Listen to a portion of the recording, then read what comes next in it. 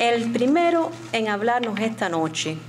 será un analista político boliviano, abogado de profesión, 4 veces ministro en el gobierno del presidente Sánchez de Lozada, profesor de Derechos Constitucionales en la Universidad de Bolivia, una persona dedicada a la defensa de la Constitución y a la democracia en su país. Hace 10 años que salió de Bolivia. Actualmente es director del Instituto Interamericano para la Democracia. Vamos a darle la bienvenida a Carlos Sánchez Berzaín.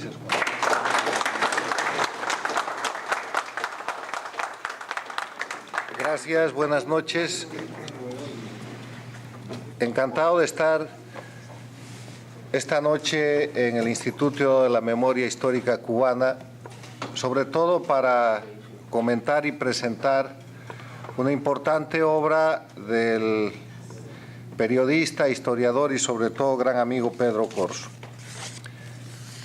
Quiero empezar señalando de que el libro de esta noche, titulado Apuntes sobre la subversión castrista en América Latina, más que apuntes es un libro de historia. Es un libro que cuando ustedes revisen van a encontrar un gran resumen de ese proceso que empieza el año 1959 y que no solamente afectará a la isla de Cuba, sino que terminará afectando más allá del límite cronológico que Pedro pone en 1969 a toda la América Latina, a todo el hemisferio,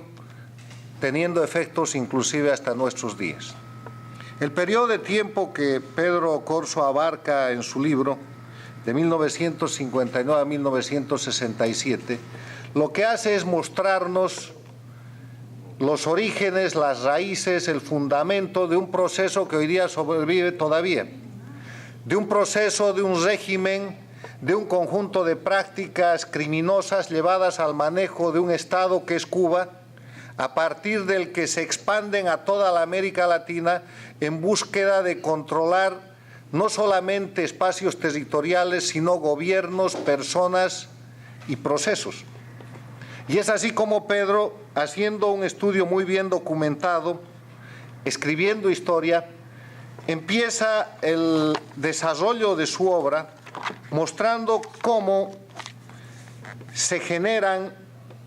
las ambiciones oficiales de la Cuba castrista por dentro,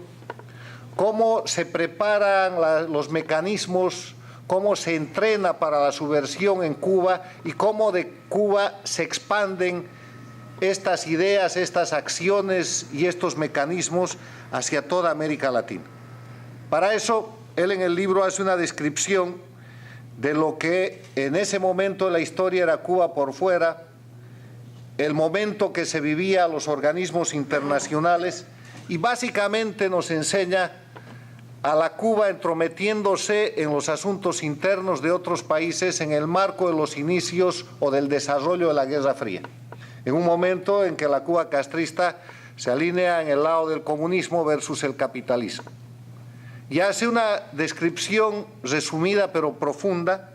de la injerencia y de la intervención subversiva de Castro y su gente en Argentina, Bolivia, Brasil, Colombia, Costa Rica, Chile, prácticamente en todos los países de América Latina, país por país. Como yo soy boliviano, quiero comentar la parte del trabajo que hace a mi país, que además no es un país indiferente para el proyecto castrista, para el proyecto cubano comunista y totalitario, porque desde los orígenes del foquismo, lo que hace Fidel Castro es escoger en América Latina a Bolivia como un centro principal para la irradiación de su proyecto. ¿Y por qué lo hace? Lo hace primero por la ubicación geográfica de Bolivia. Si ustedes miran el mapa de Sudamérica, Bolivia está exactamente ubicada en el corazón de Sudamérica. Bolivia limita con el Perú, con el Brasil, con el Paraguay, con la Argentina, con Chile. Bolivia tiene un sistema de fronteras muy poco controlado, hoy día todavía son tan extensas, son tan variadas, selva amazónica en un lado, las cumbres del de la cordillera de los Andes en el otro lado, el Chaco boreal en el otro lado, o sea que es un país fácilmente penetrable. Bolivia, un país multiétnico que desde el año 1952 estaba encarando el proceso de su propia revolución nacional, tratando de construir la nación boliviana a través del principio de la alianza de clases que había instituido el movimiento nacionalista revolucionario liderizado por Víctor Paz Estenssoro. Un país que el año 1952 era 2/3 rural, 70% analfabeto, y que a partir de la reforma agraria, a partir de la reforma educativa, a partir del voto universal instaurado el año 52 y 53 por el MNR de Paz Estenssoro, empieza un proceso de desarrollo al que Cuba no tenía nada que ofrecerle, porque el proceso de la revolución boliviana, democrático, pacífico, progresista, estaba por delante en tiempo y en profundidad de la revolución cubana. Sin embargo, veremos cómo durante ya el gobierno de Paz Estenssoro, allá por el año 59, el año 60, empiezan a presentarse, como bien Pedro describe, los primeros síntomas de presencia subversiva cubana a través de sus conductos diplomáticos, al punto que Bolivia tiene que pedir en más de una ocasión el retiro de los representantes diplomáticos cubanos por intervención en asuntos internos en materia de subversión. Y eso no terminará ahí. Llegará al clímax en que se instaura la guerrilla guevarista en Bolivia y el Che Guevara es muerto en Bolivia, que es, digamos, el punto cúlmine de esta etapa que es descrita por nuestro amigo historiador Pedro Corso. Ahora, ¿cuál es la razón fundamental por la cual este proyecto castrista, que escoge un país además pobre, un país en desarrollo, un país con graves conflictos territoriales, con una población diversa, cuál es la razón por que fracasa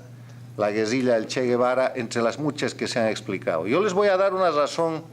sociológica, histórica y absolutamente boliviana, que he descrito hace unos instantes. El año 52 se había producido en Bolivia una revolución nacional. El indígena y el campesino se volvió de la noche al día ciudadano, fue incorporado a votar, se estableció un sistema de reforma educativa bajo un sistema de escuela única en castellano. Se estableció un mecanismo de construcción de la nación boliviana a través del principio de la unidad en la diversidad. La nación boliviana tenía que ser construida a través de otro principio político y se construyó así de la alianza de clases. El planteamiento de Paz Estenssoro fue, frente a la lucha de clases que plantea el comunismo internacional, Bolivia es un país demasiado débil, demasiado pequeño y demasiado pobre. Aliemos las clases, juntemos los profesionales con los campesinos, con los obreros, con los estudiantes, con la clase media y construyamos la nación boliviana. Y eso estaba en marcha. Pese a que Paz Estenssoro había sido derrocado el año 64 por su vicepresidente, el general Barrientos, que estaba en el gobierno, el proceso seguía. Y el proceso continuó prácticamente hasta el año 2003. Y cuando llega el Che Guevara y le ofrece tierra y libertad a la gente del campo lo mira y lo ve como un extraño, diciendo: si yo soy el dueño de la tierra. Tenían títulos ejecutoriales. Y aquí usted está viniendo a robarme mis gallinas, está viniendo a amenazar a mis hijos, amén de las matanzas que cometió el Che Guevara con los ataques a poblaciones civiles y a las Fuerzas Armadas bolivianas, porque se habla en esta historia dirigida desde La Habana castrista del número de combatientes cubanos, argentinos y extranjeros que cayeron en las confrontaciones con el ejército boliviano y de la forma como fue muerto el Che Guevara, pero no se habla de las decenas de soldados bolivianos que fueron asesinados y de la cantidad de excombatientes heridos y mutilados que hoy día todavía circulan por las calles de Bolivia totalmente desamparados, porque el gobierno intervenido y traidor de Evo Morales hoy en día rinde homenaje al Che Guevara y castiga a los excombatientes de la guerrilla que defendieron a mi patria. Esto es lo que describe Pedro Corso y por eso el valor histórico de este libro. Ahora, sería incompleto que yo termine esta introducción, esta presentación que hago, si es que me quedara en el año 1969. Porque este proyecto castrista de subversión, de injerencia, de violación a los derechos humanos, absolutamente antidemocrático, que expande violencia, crisis y muerte por donde puede, perdió una importante batalla con el final de la Guerra Fría y la caída del muro de Berlín. Cuando esto sucede en 1989-1990, todo el mundo esperaba que lo último en caer de ese proyecto sea el castrismo. Y la década de los 90 agoniza la Cuba castrista hasta que llega su nuevo milagro, Hugo Chávez, que con todo el dinero de Venezuela se aproxima a la Cuba castrista y ayuda a reflotar un proyecto que estaba muerto. Y de la mano de Chávez, el foquismo de los 60, que era un foquismo armado, se vuelve un foquismo electoral. Y las democracias de América Latina tardamos en darnos cuenta. Y cuando vemos que a fines de la década del 90, principios del siglo XXI, de la primera década del siglo XXI, empiezan a haber expresiones de violencia y de subversión en la América Latina, creemos el discurso de los subversivos de que se trataba de reivindicaciones sociales, cuando en verdad ya estaba operando el eje Caracas-La Habana, que hoy día ha formado lo que llaman el socialismo del siglo XXI o el proyecto ALBA, y que domina desde Cuba a Venezuela, al Ecuador, a Bolivia, a Nicaragua, que ha fracasado en Honduras, que ha fracasado en el Paraguay y que está metiendo la mano en la Argentina.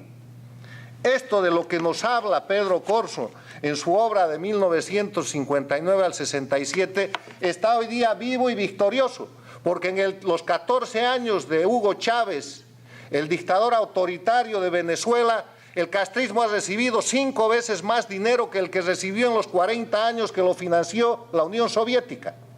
Ha podido expandirse y ha podido convertir un proyecto fracasado y un conjunto de asesinos como son los Castro y sus secuaces en un grupo de gente admirada donde todos los gobernantes y todos los políticos latinoamericanos tienen que hacer parada y tienen que hacer venia para poderse incorporar al sistema de beneficios y de prebendas con el dinero de los venezolanos que se ha estado repartiendo en los últimos años. Y hoy día lo que vemos en Venezuela es la pura, absoluta injerencia castrista, esa que empezó de la manera como Pedro Corzo describe en su libro, pero que no ha terminado y que está atropellando y está golpeando a diputados venezolanos y que mañana los masacrará para echar la culpa de sus crímenes a los demócratas de Venezuela, como lo ha hecho en Bolivia, como lo ha hecho en el Ecuador, como lo ha hecho en toda América Latina.